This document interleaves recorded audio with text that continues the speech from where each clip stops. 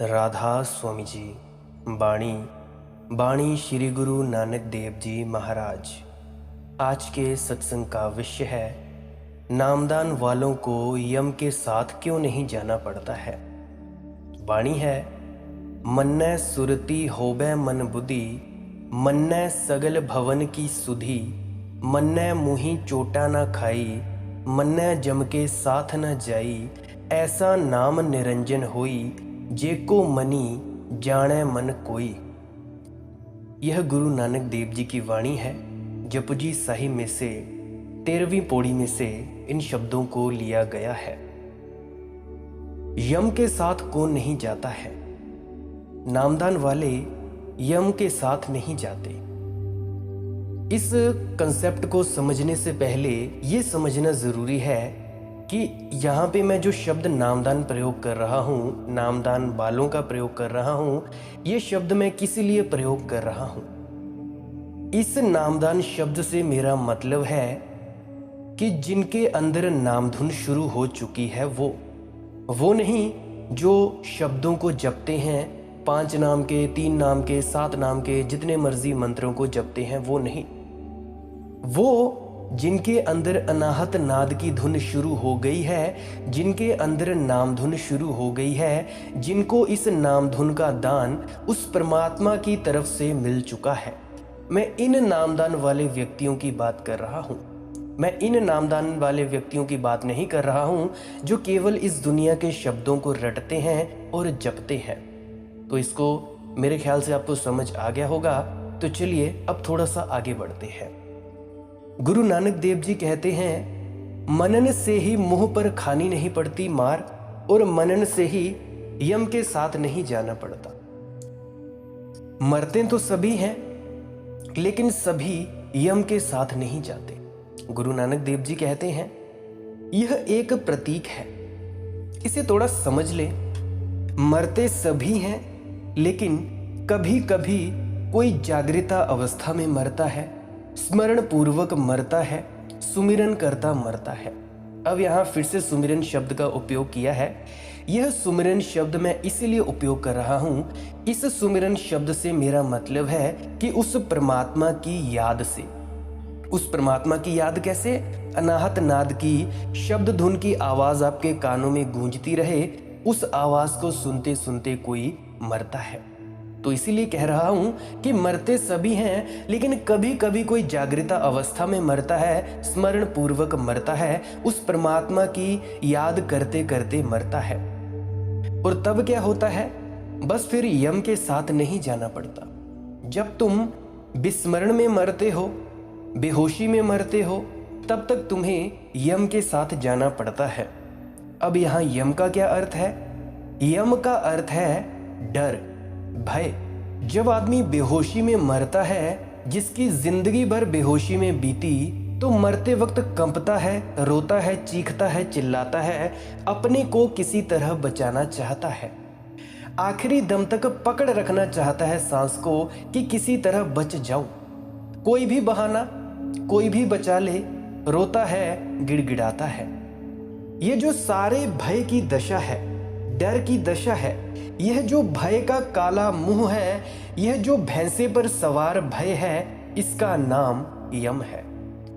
लेकिन जो आदमी स्मरण से मरता है, जिसके भीतर कोई डर नहीं, भय नहीं, जिसके जीवन को जाकर देखा है उसने खुद के, उसका भय चला जाता है, उसका डर मिट जाता है। तब वह पाता है कि मृत्यु तो जीवन की परिपूर्णता है, अंत नहीं। और मृत्यु डर नहीं है, वह परमात्मा का द्वार है, दरवाजा है। वह पाता है कि मृत्यु तो आमंत्रण है, एक इनविटेशन है, वह तो उसमें लीन हो जाने की प्रक्रिया है। तब वह ना घबराता है, ना वह कांपता है, ना वह रोता है, ना वह चिल्लाता है। और तब वह आनंद मग्न उस परम सौंदर्य में प्रवेश करता है, परम सौंदर्य में प्रवेश करता है। तब वह अपने प्रिय से मिलने जैसे जा रहा हो, ऐसा वो जाता है। गुरु नानक देव जी जिस दिन मरे, उस दिन उनके होठों पर जो शब्द थे वे बड़ी कीमती हैं। गुरु नानक देव जी ने कहा, फूल खिल गए हैं, बसंत आ गया है, वृक्षों पर बड़ा गीतों का कलकल नाद है। किस जगह की वे बातें कर रहे हैं? लोगों ने समझा कि वे जिस गांव में पैदा हुए थे वह मौसम था फूलों के आने का और वृक्षों पर पक्षियों की कलकलाहट का, उसी की बात कर रहे हैं। मरते वक्त बचपन की याद आ गई और गुरु नानक देव जी पर लिखने वाले सभी लोगों ने यही भूल की है। ये मैं तुमसे पहली बार कहता हूं कि इसका उनके गांव से कोई संबंध नहीं था। ये संयोग की बात थी कि मौसम बसंत का था। उनके गांव में भी फूल खिले होंगे, वृक्षों में नए पत्ते आ गए थे और पक्षी कलरव कर रहे थे। ये ठीक है, ये संयोग की बात है, लेकिन गुरु नानक देव जी मरते वक्त जन्म को याद करेंगे? गुरु नानक देव जी मरते समय कुछ और देख रहे हैं। प्रतीत तो इसी जगत के उपयोग करने पड़ेंगे। प्रतीक ऐसे ही होते हैं क्योंकि जिनसे वे कह रहे हैं वे इसी जगत में रहते हैं, इसी जगत की चीजों को, भाषाओं को समझते हैं। आखिरी घड़ी में वे एक परम सौंदर्य में प्रवेश कर रहे हैं, जहां फूल खिले हैं जो कभी नहीं मुरझाते, जहां पक्षियों के गीत सदा ही गूंजते रहते हैं, जहां शाश्वत है सौंदर्य। जैसे ही कोई व्यक्ति जीवन को जागकर जीता है, जागृता अवस्था में जीता है, मृत्यु परिसमाप्ति नहीं है, परिपूर्णता है। मृत्यु अंत नहीं है, परम फूल है। जीवन की परम अवस्था है। मृत्यु में हम कुछ खोते नहीं, वरन कुछ पाते हैं। इस तरफ द्वार बंद होता है, उस तरफ द्वार खुलता है। ज्ञानी नाचता हुआ जाता है, गाता हुआ जाता है। अज्ञानी रोता हुआ जाता है, चिल्लाता हुआ जाता है। अज्ञानी यमदूत के साथ जाता है अपने ही कारण।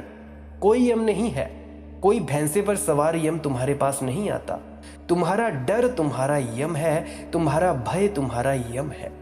तुम अभय हो गए, फिर परमात्मा खुद अपनी बाहें फैलाता है। तुम जो हो वैसा ही तुम्हारा मृत्यु का अनुभव होगा। इसलिए मृत्यु कसौटी है। आदमी कैसे मरता है इससे पता चलता है कि कैसे जिया। अगर प्रफुल्लित मरता है, शांत मरता है, आनंद भाव अहोभाव से मरता है, तो सारा जीवन कीमती था, मूल्यवान था। यह पूर्ण आहुति है। मेरी दादी जी भी जब मरे, मेरी आंखों के सामने, मेरी बाहों में, मेरी नज़रों के सामने सड़क पर मरे, तो उनकी होंठों पर एक हल्की सी मुस्कान थी और उनका चेहरा तेज से भरा हुआ था। तो इससे ये प्रतीत होता है कि वे शांत तरह से मरे, आनंद भाव से मरे, अहोभाव से मरे, क्योंकि उनका सारा जीवन कीमती था और मूल्यवान था और उन्होंने एक मीठी सी मुस्कान देते हुए अपनी पूर्ण आहुति दी। अगर व्यक्ति रोता चिल्लाता मरता है तो जीवन एक संताप था, उसके लिए जीवन एक नरक था। इसलिए गुरु नानक देव जी कहते हैं, मनन से ही यम के साथ नहीं जाना पड़ता। वह नाम निरंजन ही ऐसा है कि जो कोई मनन करता है उसका मन ही जानता है। मनन से ही मार्ग में बाधा नहीं आती। मनन से ही कोई प्रतिष्ठा के साथ विदा होता है। मनन से ही कोई मार्ग से नहीं भटकता। मनन से ही धर्म से संबंध बनता है। वह नाम निरंजन ही ऐसा है कि जो कोई मनन करता है उसका मन ही जानता है। अगर आप ये नहीं जानते कि नाम निरंजन क्या है और ये मनन शब्द का मतलब क्या है, इसका विश्लेषण क्या है, तो कृपया इस वीडियो से पुरानी 2 वीडियोस अवश्य देखें और उन्हें सुनें। तब आपको ज़रा अच्छे से समझ आ पाएगा कि मनन क्या है और नाम निरंजन क्या है। गुरु नानक देव जी कहते हैं, मन्ने मार्ग ठाक न पाई, मन्ने पति सिउ परगट जाई, मन्ने मगु न चले पंथु, मन्ने धर्म सेती संबंधु, ऐसा नाम निरंजन होई, जे कोई मन्ने जाने मनी कोई। बाधाएं तुम्हारे बाहर नहीं है, बाधाएं तुम्हारे भीतर हैं। और तुम्हारे भीतर बाधाएं हैं क्योंकि तुम मूर्छित हो, जागृत नहीं हो। और बाधाओं को मिटाने का और कोई उपाय नहीं है। अगर तुम एक एक बाधा को मिटाने में लग जाओगे तो तुम कभी ना मिटा पाओगे। बाधाओं को मिटाने का एक ही मार्ग है कि तुम भीतर जाग जाओ, सभी बाधाएं खो जाती हैं। ऐसा समझो कि तुम्हारा घर है अंधेरे से भरा। तुम आते हो हर कोने कातर में डर मालूम पड़ता है कि पता नहीं भूत प्रेत हों, चोर हों, डाकू लुटेरे हों, हत्यारे हों। पूरा घर है, बड़ा भवन है, कोने कोने में भय है और डर है। हजार तरह के डर हैं। तुम एक एक डर से कैसे जीतोगे? कितने ही चोर हैं इस दुनिया में, कितने धोखेबाज हैं, कितने लुटेरे हैं, कितने हत्यारे हैं, क्या पता। सांप बिच्छू हैं, जहर है, क्या पता। अंधेरे में क्या छिपा है, तुम्हें क्या पता। तुमने अगर एक एक से निपटने की कोशिश की तो तुम हारोगे। नहीं, एक एक से निपटा नहीं जा सकता। निपटने का एक ही उपाय है कि तुम दिया जला लो। एक दिए के जलने से सारे डर समाप्त हो जाते हैं, घर प्रकाशित हो जाता है। फिर जो भी हो, जो भी है तुम देख लेते हो।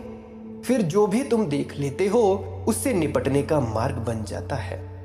सच तो यह है, जैसा महात्मा बुद्ध ने कहा है कि अंधेरे घर में चोर आकर्षित होते हैं, घर में दिया जलता हो तो चोर उस घर से बचकर निकलते हैं। जिस घर पर कोई पहरा नहीं है, चोर और लुटेरे और डाकू और हत्यारे उस तरफ आते हैं। जिस घर पर पहरेदार है उससे वे जरा दूर ही चलते हैं। क्यों?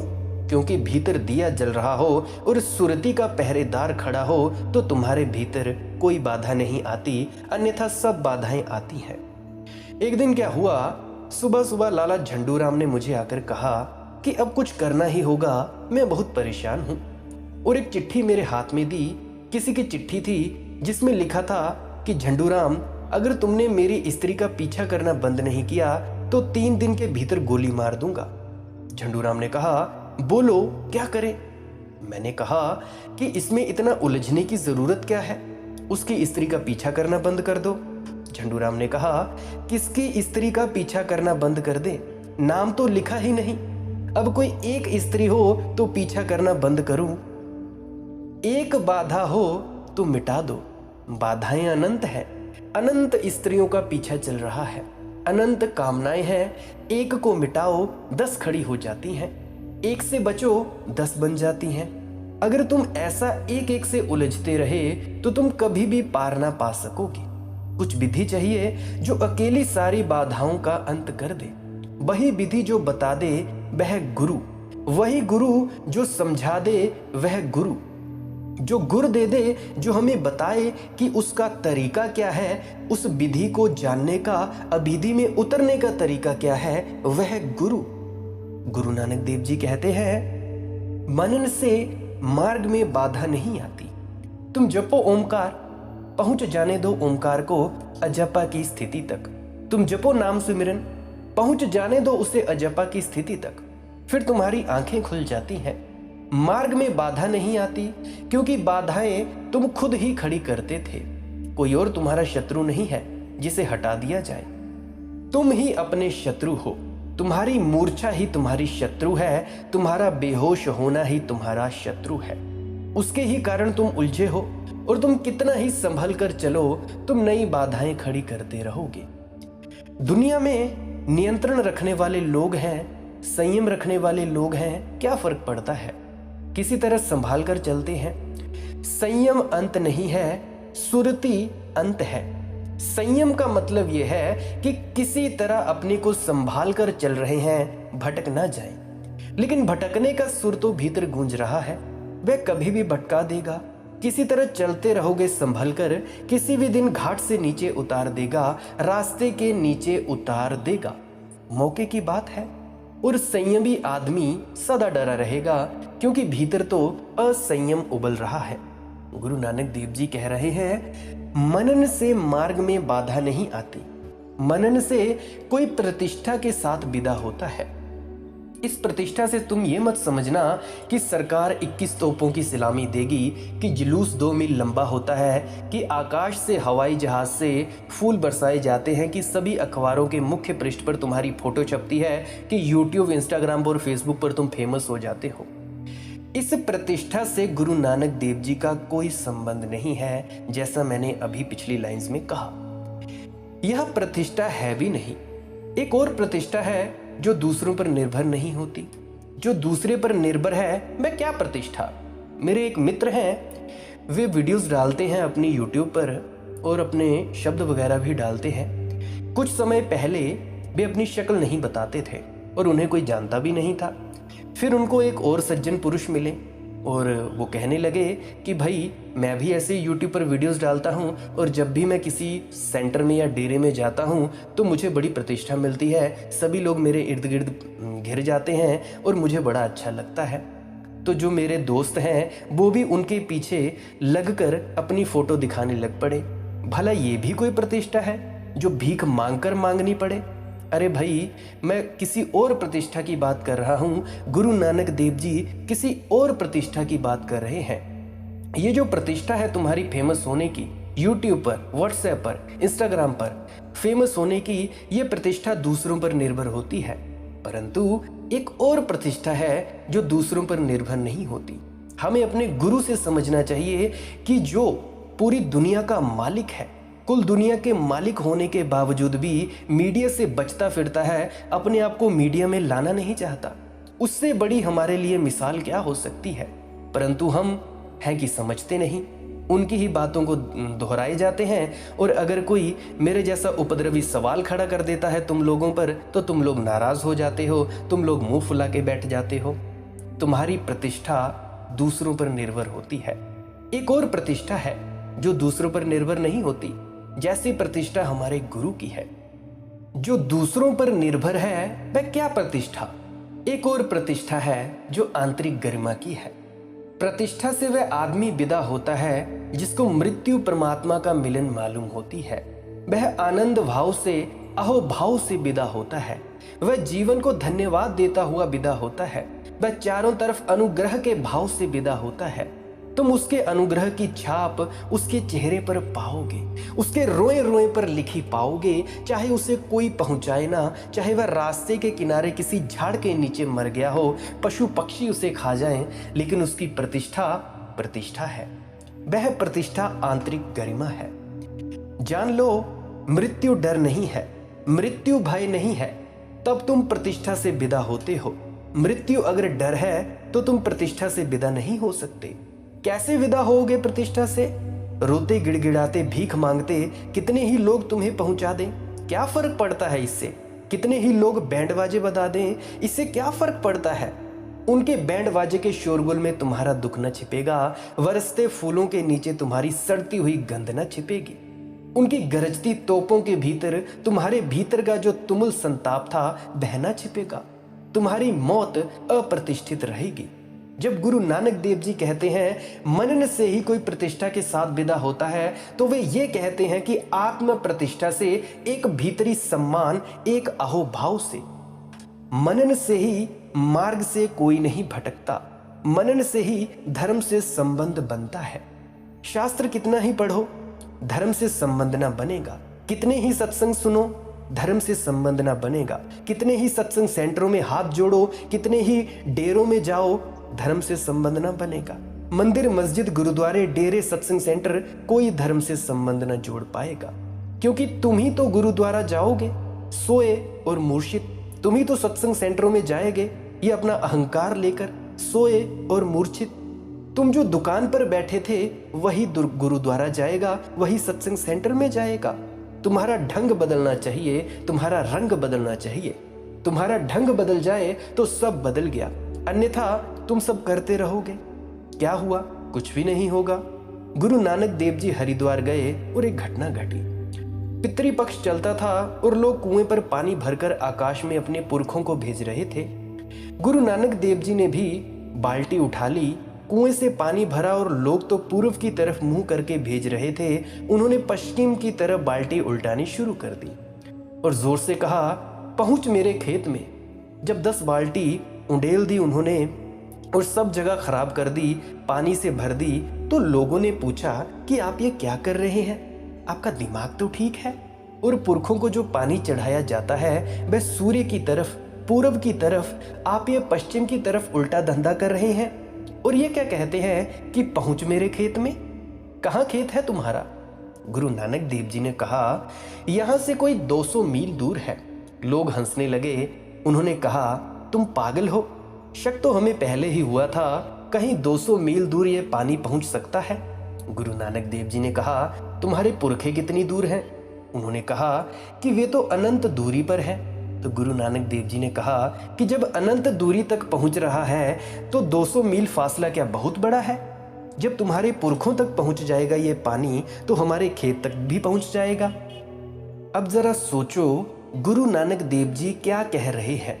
गुरु नानक देव जी ये कह रहे हैं, थोड़ा सोचो, तुम क्या कर रहे हो, थोड़ा होश संभालो, कहां पानी डाल रहे हो, इस तरह की मूर्खताओं से क्या होगा। लेकिन सारा धर्म इस तरह की मूर्खताओं से भरा है। कोई पुरखों को पानी पहुंचा रहा है, कोई गंगाओं में स्नान कर रहा है कि पाप धुल जाएंगे, कोई डेरों की टूटियों से बोतलों में पानी भरकर घर को ला रहा है कि ये भाई गंगा जल है। कोई पत्थर की मूर्तियों के सामने बिना किसी भाव के, बिना किसी अर्चना के सिर झुकाए बैठा है और मांग रहा है संसार की। मैंने फिर से कहा कि जो पत्थर की मूर्तियों के सामने बिना किसी भाव के, भाव जरूरी है, कोई भी पत्थर काम दे देगा। मूर्ति से कोई ज्यादा प्रलोभन नहीं है हमारा, कोई ज्यादा प्रयोजन नहीं है हमारा। भाव से, जहां भी तुम भाव से झुक गए, वो काबा हो या बुतखाना, तुम तो झुक जाओगे। तो देखो, धर्म के नाम पर 1000 तरह की मूर्ताएं प्रचलित हैं। इसीलिए गुरु नानक देव जी कहते हैं, ना तो शास्त्र से मिलेगा, ना संप्रदाय से मिलेगा, ना अंधे अनुकरण से मिलेगा। धर्म का संबंध होता ही तब है जब कोई व्यक्ति मनन को उपलब्ध होता है, जब कोई व्यक्ति जाग जाता है, भीतर सुरती आती है। बस जहां से ओंकार का नाद शुरू होता है वहीं से धर्म का संबंध शुरू होता है। जिस दिन तुम समर्थ हो जाओगे नाद को सुनने में, करने वाले नहीं रहोगे, सिर्फ सुनने वाले, और भीतर नाद हो रहा है और तुम आह्लादित हो, तुम साक्षी हो, तुम जागृत हो, तुम दृष्टा हो, उसी दिन तुम्हारा धर्म से संबंध जुड़ जाएगा। निश्चित ही ये धर्म मजहब नहीं हो सकता, ये धर्म रिलीजन नहीं हो सकता। इस धर्म का वही अर्थ है जो बुद्ध के धम्म का, इस धर्म का वही अर्थ है जो महावीर के धर्म का। धर्म का क्या अर्थ है? धर्म का अर्थ है स्वभाव। जो लाओत्से का अर्थ है ताओ से, वही धर्म से अर्थ है गुरु नानक देव जी का।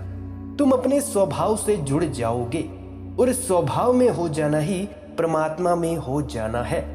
स्वभाव से हट जाना खो जाना है, स्वभाव में लौट आना वापस घर पहुंच जाना है। गुरु नानक देव जी कहते हैं, वह नाम निरंजन ही ऐसा है कि जो कोई मनन करता है उसका मन ही जानता है।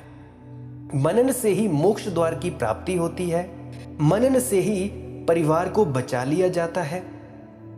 कह रहे हैं, मन्ने पावही मोख द्वारू, मन्ने परवारे साधारू, मन्ने तरे तारे गुरसिख, मन्ने नानक भवही न बिख।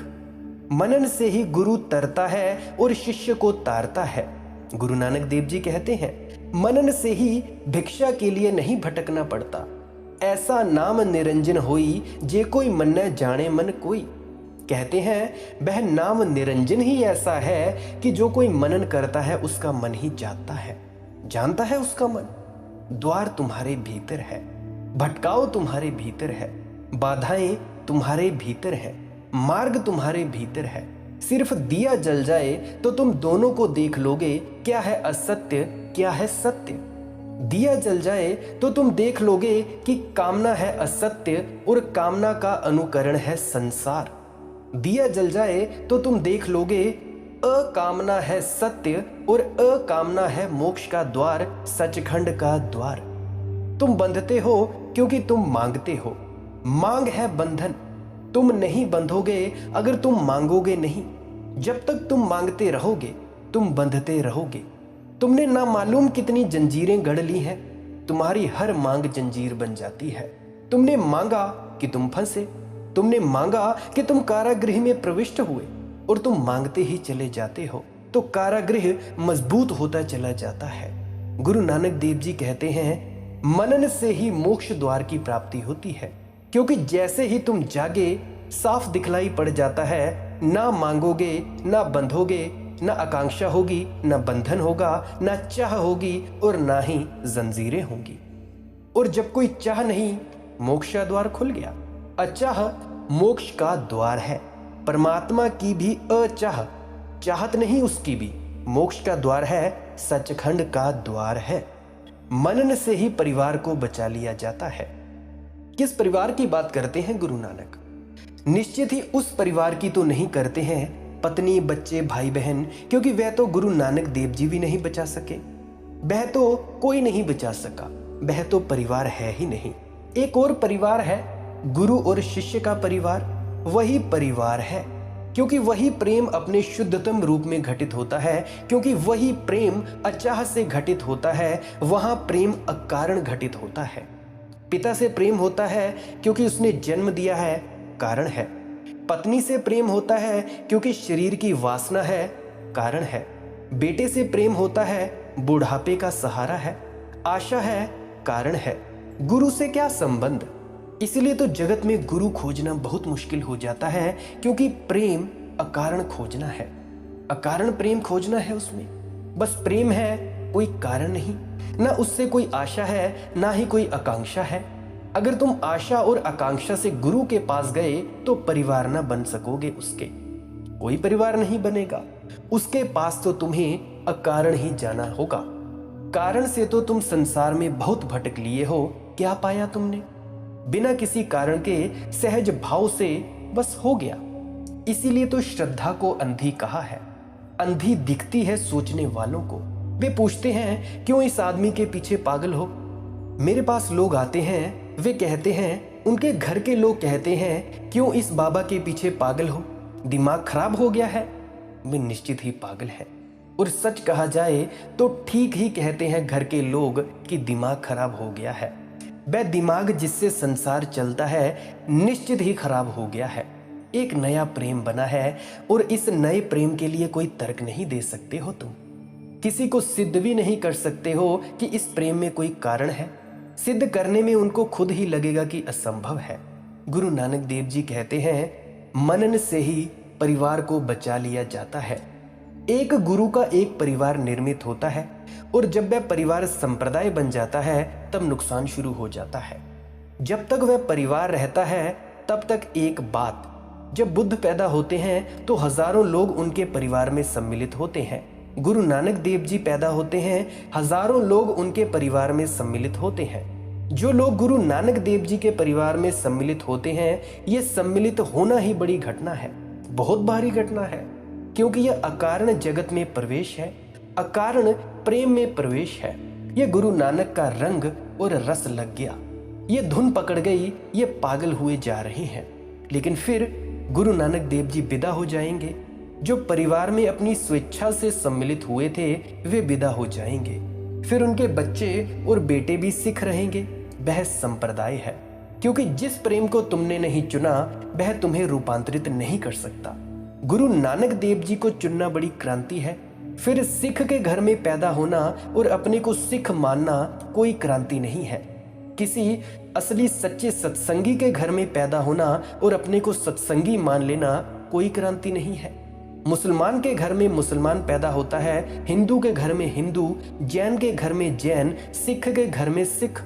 संप्रदाय का अर्थ है जो तुम्हें जन्म से मिले, और परिवार का अर्थ है जो तुमने अपनी स्वेच्छा से चुना हो। धार्मिक व्यक्ति हमेशा स्वेच्छा से चुनेगा, अधार्मिक व्यक्ति सांप्रदायिक होगा, जन्म से चुनेगा। तुम जन्म से जैन हो, कोई हिंदू है, कोई ब्राह्मण है, कोई बौद्ध है, लेकिन जन्म से कोई हिंदू, जैन, बौद्ध, ब्राह्मण, सिख हो सकता है? क्या हो सकता है? जन्म से खून मिल सकता है, हड्डी मांस मज्जा मिल सकती है, आत्मा कैसे मिलेगी? और इसीलिए दुनिया में एक बड़ी अनबूझ घटना घटती रहती है कि जब गुरु जिंदा होता है तब एक रोशनी होती है जिसमें वह खुद ही तैरता है और दूसरों को भी तैराता है। जब गुरु जिंदा होता है तब एक जीवंत घटना घटती है। फिर गुरु विदा हो जाता है। वे जो प्राथमिक, जिन्होंने अपने जीवन की चढ़ोतरी की थी, जिन्होंने अपने जीवन को भेंट किया था, दांव पर लगाया था, वे विदा हो जाते हैं। तब उनके घर में बच्चे पैदा होते हैं। ये बच्चे फिर सिख होंगे, जैन होंगे, सत्संगी होंगे, बौद्ध होंगे, पता नहीं क्या क्या होंगे। धर्म से इनका कोई संबंध ना होगा। एक बात ठीक से समझ लेना, धर्म का अपना निर्णय है, धार्मिक व्यक्ति का अपना निर्णय है। जन्म से कोई धार्मिक नहीं हो सकता। उस निर्णय से जो परिवार बनता है, गुरु नानक देव जी कहते हैं, मनन से ही परिवार बचा लिया जाता है, मनन से ही गुरु तरता है और शिष्य को तारता है। गुरु नानक देव जी कहते हैं, मनन से ही भिक्षा के लिए नहीं भटकना पड़ता। जैसे जैसे मनन गहरा होता है, मांगना ही छूट जाता है। संसार क्या है? भिक्षा के लिए भटकना है। तुम गौर करो कि तुम क्या कर रहे हो। तुम मांग रहे हो, 24 घंटे मांग जारी है, तुम भिखारी हो। गुरु नानक देव जी कहते हैं, मनन से ही भिक्षा के लिए नहीं भटकना पड़ता। मनन से आदमी सम्राट हो जाता है, शहंशाह हो जाता है, बादशाह हो जाता है। मनन उसे मुक्त कर देता है भिक्षा से। मनन से वह मिल जाता है जिसके पार पाने को कुछ बचता नहीं। मनन से परमात्मा मिल जाता है, फिर और क्या मांगना। आखिरी मंजिल आ गई, अब आगे कुछ मांगने को कहाँ है। सब मिल गया, कुछ शेष कहाँ है। समाधि मिल गई, सब मिल गया, भिक्षा वृत्ति छूट जाती है। वह नाम निरंजन ही ऐसा है कि जो कोई मनन करता है उसका मन ही जानता है। ऐसा नाम निरंजन होई, जेको मनी जाने मनी कोई। आशा करता हूं आप भी उस नाम निरंजन को जाने और आप मनन में उतरे। अगर आपको कोई प्रश्न है तो टेलीग्राम पर मालिक की मौत सर्च करके वहां पे पूछ सकते हैं, मैसेज करके। अगर आपको कॉल पर प्रश्न पूछना है तो थोड़ा सा कष्ट होगा, नंबर ढूंढना पड़ेगा मुझे मेरा आपको टेलीग्राम पर, तो आप ढूंढ कर कॉल भी कर सकते हैं। इंस्टाग्राम और फेसबुक पर अगर मुझे फॉलो करना चाहते हैं नई अपडेट्स के लिए, तो वहाँ पे भी फॉलो कर सकते हैं। मालिक की मौत सत्संग सर्च कर लीजिएगा तो वहाँ पे भी कर सकते हैं। अगर आपको ये जानकारी से थोड़ा सा भी लाभ हुआ हो, आपको लगा हो कि आपकी ज़िंदगी तब्दील हो जाएगी या हो रही है या हुई है, तो आप इस वीडियो को अपने मित्रों परिजनों तक ज़रूर साझा करें। व्हाट्सएप पे स्टेटस पे शेयर करें, अपने ग्रुप्स पे शेयर करें, इंस्टाग्राम पे शेयर करें, फेसबुक पे शेयर करें, जहाँ मर्जी हो। आपकी अपनी इच्छा है शेयर करना, कर दें। सब्सक्राइब करना हो तो कर दें, वरना आपकी अपनी इच्छा है। या आप सर्च कर सकते हो डेली मालिक की मौत सत्संग यूट्यूब पे, जो डेली लेटेस्ट अपडेटेड सत्संग होगा वो आपको मिल जाएगा। आप पिछले सत्संग भी सुन सकते हैं, पिछली वीडियोस भी आपके लिए बहुत खास तरह से बनाई गई हैं, आपके ही प्रश्नों के उत्तर हैं। हो सकता है आपके किसी प्रश्न का जवाब उस पिछली वीडियो में हो। और अगर आप ध्यान की विधि जानना चाहते हैं, अनहद नाद को शुरू करना चाहते हैं, तो डिस्क्रिप्शन में दी गई वीडियोस होंगी, 3 वीडियोस होंगी शुरुआत की, तो उनको आप सुन लीजिएगा, आपको अच्छे से समझ में आ पाएगा। फिर से विनती करता हूँ, इस वीडियोस को अपने मित्रों तक ज़रूर साझा करें, मेरी विनम्र प्रार्थना है। आशा करता हूँ कि आपके परमात्मा में परमात्मा मिल जाए और आप परमात्मा हो जाए। अंत में आपके भीतर बैठे परमात्मा को प्रणाम करता हूँ। मेरा प्रणाम स्वीकार करें। राधा स्वामी जी।